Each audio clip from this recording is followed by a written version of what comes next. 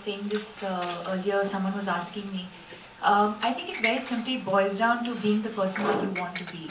You know, I think I grew up in a family where there's me and a sister and my mom, and my father's the only male person in the house.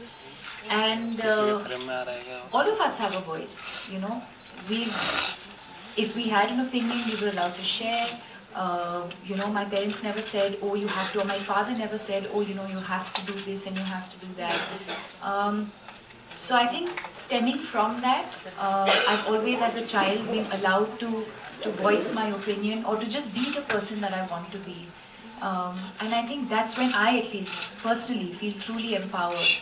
When you're not caged, you know, when you don't succumb to expectation, you know, when you speak your mind or you do the things that you want to do and you do the things that make you happy. See, firstly, this film wasn't my choice. I read about it being that I had to make it because Deepika had given the pledge saying I will do an initiative where Homi will have to direct it. But we... Oh, I thought it's the other way around. Fooled you guys.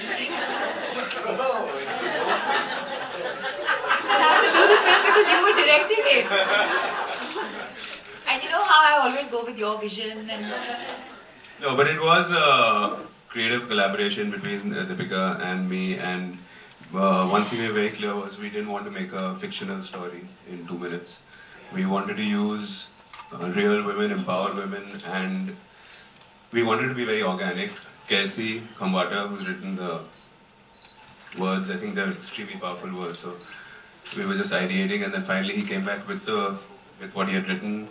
We both discussed it, we tweaked it ever so slightly, but then we called in the 99 women, and we didn't tell them what they were doing, and they were extremely sporting about it. And they just all landed up, and once they were in front of the camera, I told them, you can do whatever you want, but this is the line that's going to come on your... When we see you, this is what the line is going to be, so process that and express yourself how you want. And I found when, initially, if you're not an actor, you feel a bit shy about being in front of the camera, but so I told them, if you don't want to do anything, don't do anything. And when you tell someone that, they do everything. So I was like, okay, we just want it for 3 minutes each, now you can go. Sure, it'll work. So, yeah, so it worked out very well. I think it's like I said, it's a beautiful piece, and we were very conscious of not letting the visuals take away from it, from the words.